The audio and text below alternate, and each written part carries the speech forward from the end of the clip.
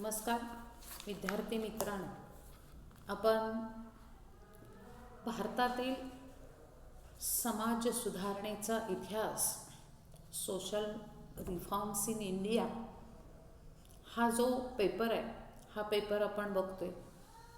त्यामध्ये पहिलं जे युनिट आहे, सामाजिक आणि धार्मिक सुधारणा ज्या चळवळी आहेत, या चळवळींच्या कार्याचा जो आढावा आहे, हा आढावा आपण घेतोय.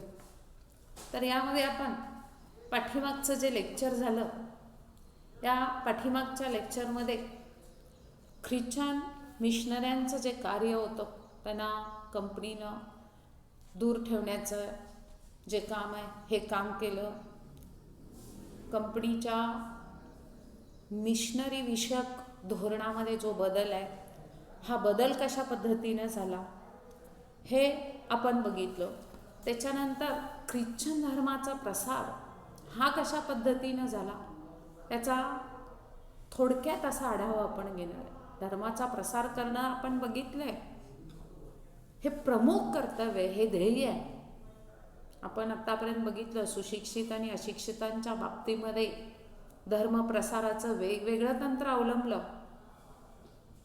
सुशिक्षित वर्गाला ख्रिश्चन धर्मातील उच्च आणि आदर्श तत्व, समानता, नीतितत्व, प्रार्थनेचं महत्त्व यासारख्या तत्वांची माहिती जी आहे, ही माहिती सांगायला सुरुवात त्यांनी केली. याचबरोबर आपली उच्च तत्व सांगत असताना हिंदू धर्म आणि या हिंदू धर्मातील अयोग्य चालीरीती, अतिरेकी धार्मिक परंपरा, विविध देवदेवता, त्यांच्या आचारपद्धती, तंत्रमंत्रांचं प्राबल्य यासारख्या गोष्टी जे आहेत, ह्या गोष्टी किती निरर्थक आहेत हे दाखवायला सुरुवात केली. म्हणजे तुलना केली.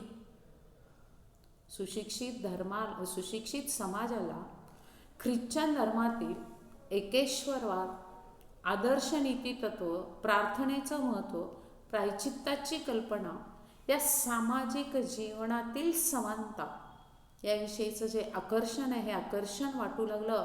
आणि मित्रांनो, या आकर्षणातून विष्णू भास्कर करमरकर, रामकृष्ण विनायक मोडक, नारायण शेषाद्री, बाबा पद्मनजी यासारखे जे लोक होते, या लोकांनी हिंदू धर्माचा त्याग केला आणि ख्रिश्चन धर्म जो आहे, हा ख्रिश्चन धर्म त्यांनी स्वीकारलेला आपल्याला दिसून येतो.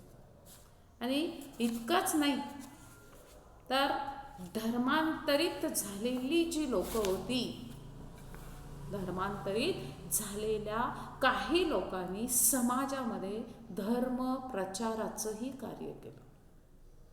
महाराष्ट्रातील ख्रिश्चन धर्म प्रचारकांना सुशिक्षित समाजाकडून मिळालेला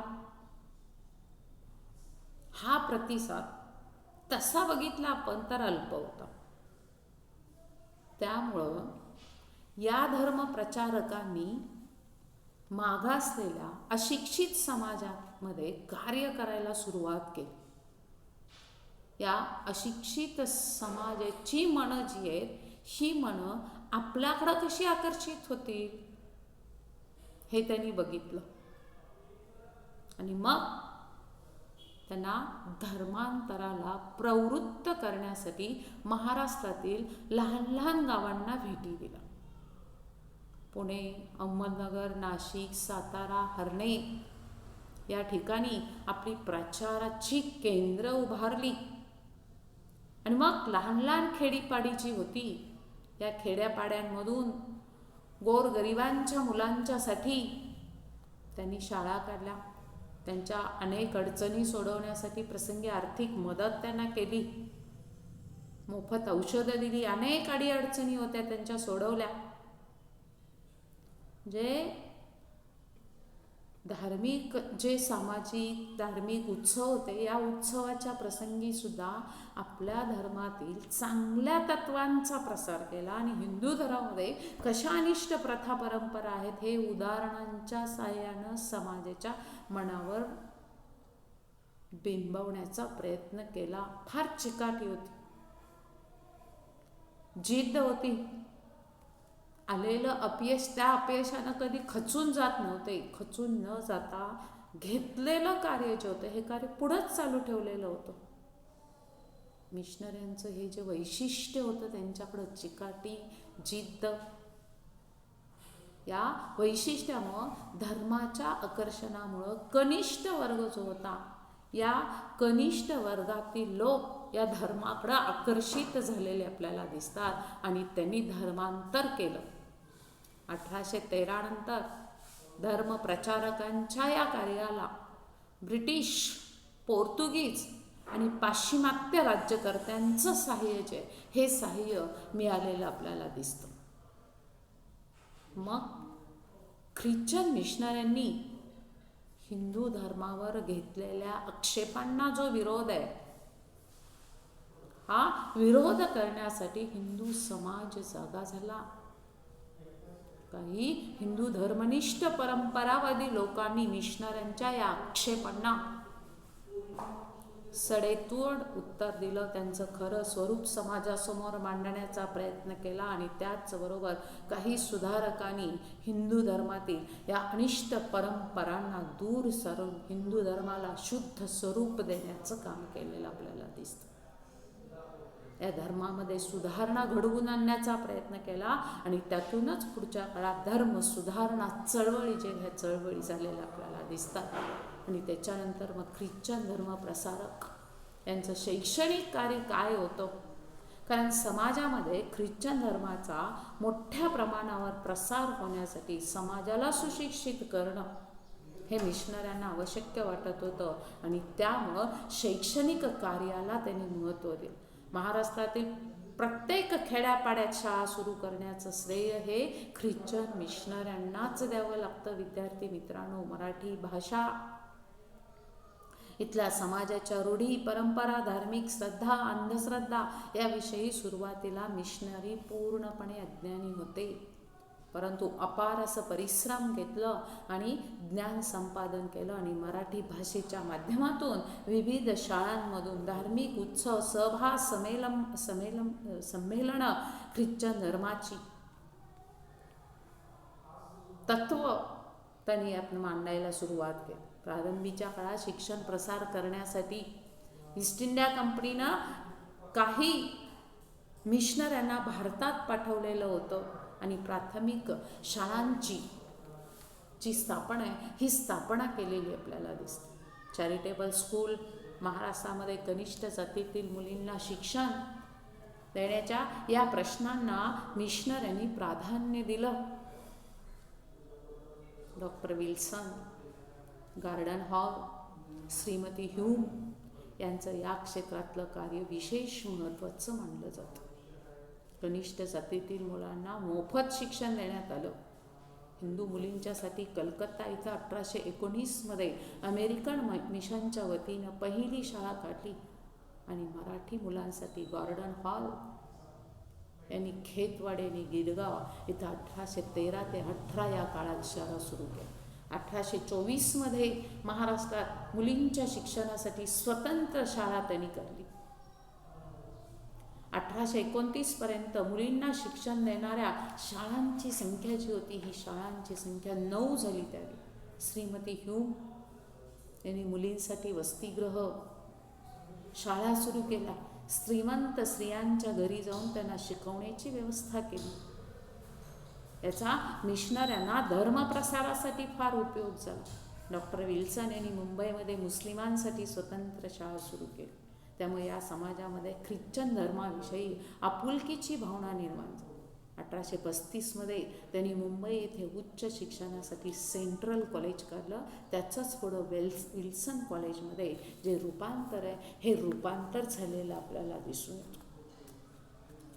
म्हणजे शैक्षणिक जो घटक आहे हा शैक्षणिक घटक धर्मप्रसारासाठी अतिशय महत्त्वाचा आहे. याची जी जाणीव आहे ही जाणीव त्यांना झालेली आपल्याला दिसून येते. हे ख्रिश्चन धर्मप्रसारकांचं कार्य जे होतं हे कार्य अतिशय महत्त्वाचं होतं. जगभर त्यांनी हे जे कार्य आहे हे कार्य पोचवलेलं आपल्याला दिसून येतं. आणि मग शिक्षणाच्या क्षेत्रामध्ये कार्य करणाऱ्या मिशनरी संस्थांच्या मध्ये अमेरिकन मराठी मिशनच्या कार्याला विशेष महत्त्वाचं स्थान आहे. अमेरिकन बोर्ड या मिशनरी सोसायटी मार्फत हे मिशन चालवलं जात होतं. महाराष्ट्रात अमेरिकन मराठी मिशनचं केंद्र अहमदनगरला 1813 या मिशनऱ्यांची पहिली तुकडी महाराष्ट्रात आली. गॉर्डन हॉल ह्या मिशनचा प्रमुख महाराष्ट्रातील अस्पृश्य जातीतील मुलं आणि मुली यांच्या शिक्षणाकडे त्यांनी प्राधान्यानं लक्ष दिले. महाराष्ट्रातील देशी विदेशी विविध खेडी यांना भेटी दिल्या, वेगवेगळी कामं केलेली आपण बघितलेलीच आहेत. शाळा, दवाखाने, पिण्याच्या पाण्याची सोय, सुविधा या सगळ्या दिल्या. मुद्रण कलेमध्ये ज्ञानाचा उपयोग केला.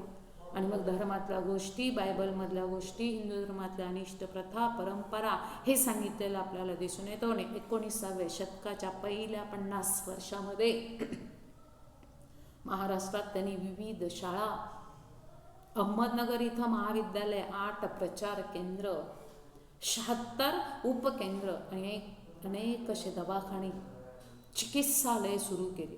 शाळांमधून मिळणारं शिक्षण, दवाखान्यांमधून मिळणारी मोफत औषधं आणि मिशनऱ्यांकडून दिली जाणारी समानतेची आणि आत्मीयतेची वागणूक यामुळं कनिष्ठ जातीतील अनेक जण या धर्माकडे ओढले गेले. त्यांनी हा धर्म स्वीकारला. 1818 ते 1857 हा कालखंड महाराष्ट्राच्या आणि इतिहासाच्या दृष्टीनं अतिशय महत्त्वाचा असलेला आपल्याला दिसतो. कर्तबगारीचा असलेला आपल्याला दिसतो. काही प्रमाणामध्ये यशाचा कालखंड हा मानला जातो.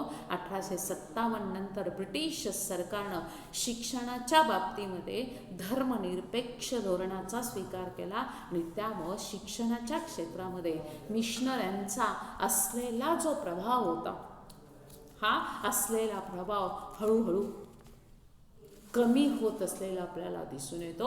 आणि महाराष्ट्राच्या शिक्षणाच्या क्षेत्रामध्ये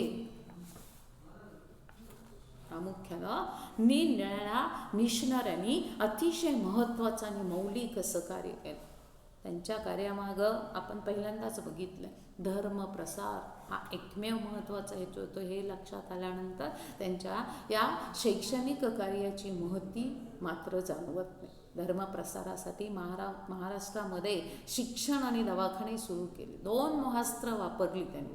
धर्मप्रसार हेतू असला तरी महाराष्ट्रामध्ये त्यांनी केलेला शिक्षण प्रसार, स्त्रियांना शिक्षणाची जी संधी आहे ही दिलेली, उपलब्ध करून दिलेली संधी, समानतेची शिकवण ही महाराष्ट्रामध्ये समाज जागृतीच्या दृष्टीनं अतिशय उपयुक्त ठरलेली आपल्याला दिसते. सुशिक्षित समाज झालेला आपल्याला दिसतो. आणि मग वेगवेगळ्या समस्यांवर विचार जो आहे, सुशिक्षित झालेला समाज विचार करू लागलेला आपल्याला पाहायला मिळतो.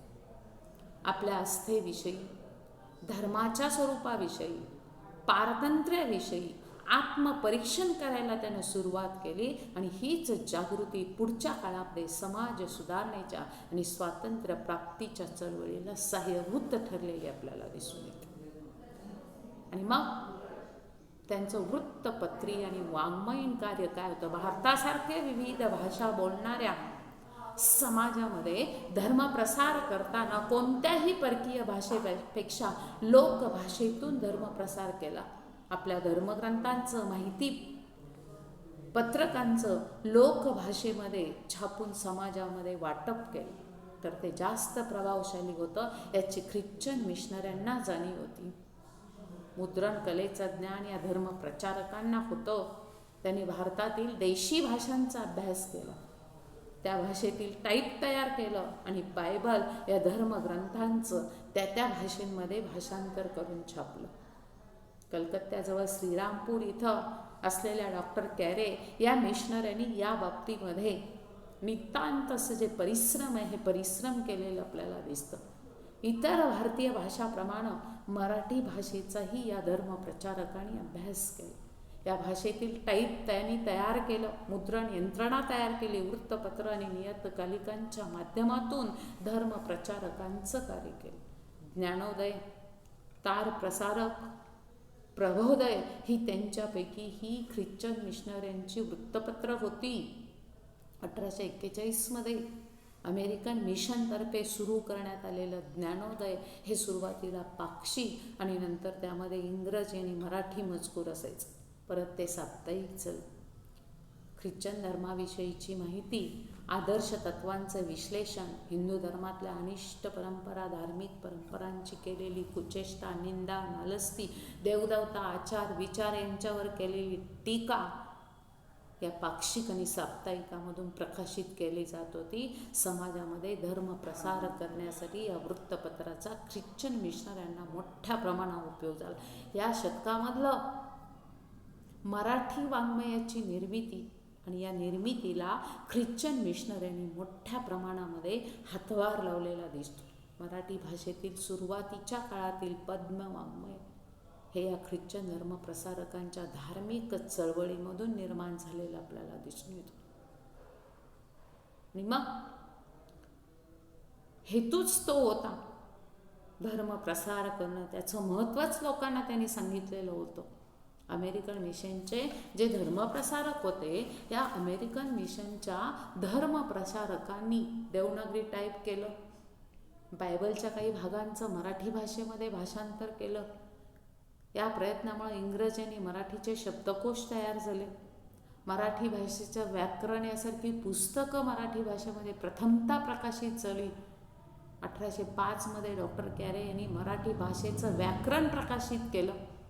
1810 त्यांनीच मराठी इंग्रजी शब्दकोशही त्यांनी तयार केलेला दिसतो. म्हणजे ख्रिश्चन धर्माच्या प्रसारासाठी अमेरिकन मराठी मिशन आणि स्कॉटिश मिशन यांनी वाङ्मय आणि वृत्तपत्र निर्मितीच्या क्षेत्रामध्ये केलेलं कार्य जे होतं हे महत्त्वपूर्ण होतं. आणि या वाङ्मयानं मराठी वाङ्मयाच्या निर्मितीला चालना दिली. केवळ धर्मग्रंथ, कोश किंवा व्याकरणच प्रकाशित करून ते थांबले नाही, तर ख्रिश्चन धर्माची माहिती देणाऱ्या लहान लहान पुस्तिका त्यांनी प्रकाशित केल्या. ख्रिश्चन धर्मातील आदर्श तत्व, प्रार्थनेचं महत्त्व, समानता, बायबलमधल्या काही गोष्टी, हिंदू धर्मातील अयोग्य चालीरीती, परंपरा, विचाराच्या या विविध प्रकारचं धर्म प्रसाराला उपयोगी ठरणारं साहित्य त्यांनी प्रकाशित केलं. या वाङ्मय निर्मितीच्या मागं धर्म प्रसार करणं हे प्रमुख कारण होतं. असं असलं तरीसुद्धा पुढच्या काळात वाङ्मय निर्मितीला चालना देण्याचं कार्य या वाङ्मयानं केलेलं आपल्याला दिसून येतं. नंतरच्या काळात सुधारकांनी या मराठी भाषेमध्ये विविध वृत्तपत्रांची आणि ग्रंथ निर्मितीची सुरुवात केलेली दिसते. समाजामध्ये वाङ्मयाचा प्रसार केला, विविध विषयांचं समाजाला ज्ञान दिलं आणि त्यावर चिंतन करण्याची प्रवृत्ती निर्माण करण्याचं श्रेय ख्रिश्चन मिशनऱ्यांच्या या वाङ्मय आणि वृत्तपत्रीय कार्याला द्यावं लागतं. तर आपण बघितलं ब्रिटिश पूर्व काळ आणि या ब्रिटिश पूर्व काळातील समाज जीवनाची माहिती घेताना आपण बघितलं की महाराष्ट्रातील समाज हा महाराष्ट्रातला समाज जाती संस्था, जाती निर्बंध आणि श्रेष्ठ कनिष्ठत्वाच्या विचाराला आणि आचाराला महत्त्व देत होतं. धार्मिक जीवन आपण बघणार आहे पुढच्या लेक्चरमध्ये. धार्मिक जीवनामध्ये कर्मकांड, मंत्रतंत्र, जादूटोणा, पुरोहितांचं प्राबल्य यासारख्या घटकांना महत्त्व मिळालेलं होतं. ख्रिश्चन धर्मप्रचारकांनी समाजातील या कनिष्ठ जातीवर आपलं लक्ष केंद्रित केलं, त्यांना शिक्षण दिलं. अनेक सामाजिक आणि धार्मिक बंधनामध्ये अडकलेल्या स्त्रीला शिक्षणाच्या द्वारे सुशिक्षित केलं. शिक्षणामुळं या समाजाला आपल्या कनिष्ठ जीवनाची, आपल्या बंधनाची जाणीव झाली आणि त्यांना ख्रिश्चन धर्मातील समानतेच्या तत्वाविषयी आकर्षण वाटू लागलं. त्यापैकी काहींनी ख्रिश्चन धर्माचा स्वीकार केला. महाराष्ट्रातील सुशिक्षित समाजालाही या धर्मातील आदर्श तत्वाविषयी आकर्षण वाटू लागलं. त्यांनी जाणीवपूर्वक ख्रिश्चन धर्माचा स्वीकार केला. ख्रिश्चन धर्माचा प्रसार करणं हे मिशनऱ्यांचं प्रमुख कार्य होतं. त्यासाठी कितीही अडचणी आल्या तरी त्यावर मात करण्याची चिकाटी आणि जिद्द त्यांच्याजवळ होती. महाराष्ट्रामध्ये आणि भारतामध्ये सुद्धा धर्मप्रसाराचं कार्य करताना अनेक साथीचे रोग आलेले होते, संघर्ष आलेला होता. सुरुवातीच्या काळामध्ये जितके मिशनरी मरण पावले त्यापेक्षा कितीतरी कमी प्रमाणात भारतीयांनी ख्रिश्चन धर्माचा प्रसार केला असावा. पण 1813चा कंपनी सरकारच्या अधिकाऱ्यांनी इंग्रज सरकारच्या नियंत्रणाखाली असलेल्या प्रदेशामध्ये प्रवेश द्यायला त्यांनी नाकारलेलं होतं. तरीसुद्धा धर्मप्रचारकांनी आपली जिद्द सोडली नाही. धर्मप्रचारकाच्या कार्यामध्ये नंतरच्या काळात त्यांना या पाश्चिमात्य सत्ताधीशांचं सहकार्य मिळालं. भारतीय समाज जर आपण बघितला हा मोठ्या प्रमाणावर परंपरावादी असल्यानं या धर्मप्रचारकांना ख्रिश्चन धर्माचा प्रसार करण्यात इतर देशामध्ये जेवढं यश मिळालं तेवढं यश मात्र भारतामध्ये मिळालेलं नव्हतं. आधुनिक महाराष्ट्रातील समाज सुधारणेच्या इतिहासाच्या संदर्भामध्ये जर आपण बघितलं तर या मिशनऱ्यांनी अतिशय महत्त्वाचं जे काम आहे हे काम केलेलं दिसून येतं. कारण कंपनीचं समाज सुधारणेसाठीचे जे उपाय होते हे उपायसुद्धा अतिशय महत्त्वाचे असलेले आपल्याला दिसतात ख्रिश्चन मिशनऱ्यांच्या कार्यामध्ये. भारतातलं 19वे हे जे शतक हे अत्यंत महत्त्वाचं, अत्यंत वैशिष्ट्यपूर्ण असं शतक होतं. कारण भारतातील सामाजिक, राजकीय, आर्थिक आणि सांस्कृतिक क्षेत्र ह्या सगळ्या क्षेत्राला आधुनिक वळण देण्याचं जर काम कोणी केलं असेल तर या 19व्या शतकानं केलेलं आपल्याला दिसतं. धार्मिक, आर्थिक आणि सांस्कृतिक क्षेत्र बदललेलं आपल्याला दिसतं. आणि याच शतकामध्ये भारतात पुनरुज्जीवनाचा, प्रबोधनाचा कालखंड सुरू झाला. 17व्या शतकामध्ये ईस्ट इंडिया कंपनी व्यापारासाठी भारतात प्रवेश केला आणि या शतकात कंपनीनं भारतात व्यापाराच्या क्षेत्रात आपलं वस्तान बसवलं. व्यापार करत असताना धूर्त इंग्रजांनी इथल्या राजकीय परिस्थितीचा बारकाईने अभ्यास केला आणि राजकीय क्षेत्रामध्ये हस्तक्षेप केला. राजकीय क्षेत्रामध्ये हस्तक्षेप करून आपलं राजकीय बस्तान जे हे बस्तान बसवायला सुरुवात केली. आणि या काळातील भारतातील राजकीय परिस्थितीनं त्यांना फार मोठं सहकार्य केलं. 17व्या शतकात व्यापार करणारी ईस्ट इंडिया कंपनी 18व्या शतकात भारतातील एक प्रबळ राजकीय सत्ता म्हणून उदयाला आली. ती स्थिर सुद्धा झाली. 19व्या शतकाच्या सुरुवातीच्या काळात या कंपनीनं भारतातील प्रमुख सत्ताधीशांचा पराभव केला. सर्व भारतावर कंपनीची सत्ता प्रस्थापित झाली. कंपनीनं भारतात सुनियोजित, सुव्यवस्थित अशा कार्यक्षम शासन पद्धतीला सुरुवात केली. आपलं प्रशासन बळकट केलं. भारताच्या इतिहासात एका नव्या युगाचा प्रारंभ झाला. ब्रिटिशांनी पाश्चात्य जगतातील आधुनिक, प्रगत, उदारमतवादी, बुद्धिप्रामाण्यवादी, शास्त्रीय, विज्ञाननिष्ठ, तर्कनिष्ठ आणि प्रयोगशील विचार भारतामध्ये आणले. परिणामी भारतात पुनरुज्जीवनाची आणि प्रबोधनाची चळवळ सुरू झाली. या प्रबोधनाच्या, परिवर्तनाच्या चळवळीला कंपनी सरकारनं राजकीय पाठबळ दिलं. प्रसंगी आवश्यक तिथं कायदे केले आणि चळवळीला चालना दिली. इथल्या समाज सुधारकांनी सुद्धा प्रतिकूल परिस्थितीमध्ये काम करत असताना कंपनी सरकारची मदत मागितली. कंपनीनं ती दिली. कंपनीनं सुद्धा जाणीवपूर्वक काही योजना आखल्या, सुधारणा घडवून आणल्या. आणि या सुधारणामधील ख्रिश्चन मिशनऱ्यांचं कार्य, त्यांच्या सुधारणा आणि आधुनिक क्षेत्र जे होतं या आधुनिक क्षेत्रामध्ये केलेलं कार्य, या सुधारणा यांचा आढावा ह्या प्रकरणामध्ये आपण घेतलंय. ख्रिश्चन मिशनऱ्यांचं कार्य. आणि मग या काळामध्ये समाज जीवन, कारण ख्रिश्चन मिशनऱ्यांनी हिंदू धर्मावर केलेली टीका आणि या टीकेला कट्टर धर्मनिष्ठ त्या वाद्यांनी सडेतोड उत्तर दिले.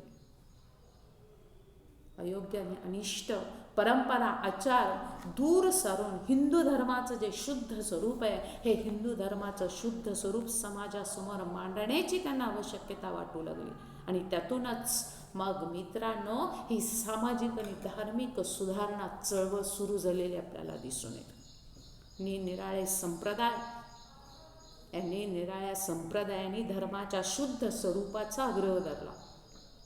हिंदू धर्मातील रूढी परंपराचं पुनर्परीक्षण त्यांनी केलेलं दिसतं.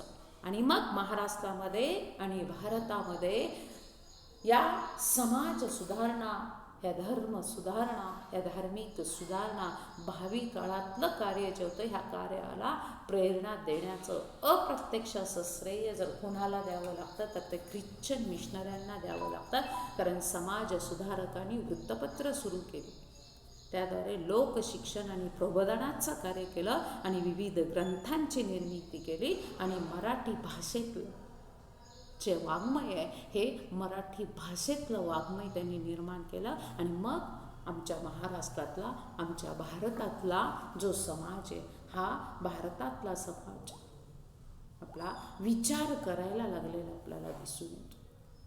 आणि विचार करून मग आमची परिस्थिती जी आहे ही परिस्थिती बदलण्यासाठीचे जे प्रयत्न आहेत हे प्रयत्न करू लागला.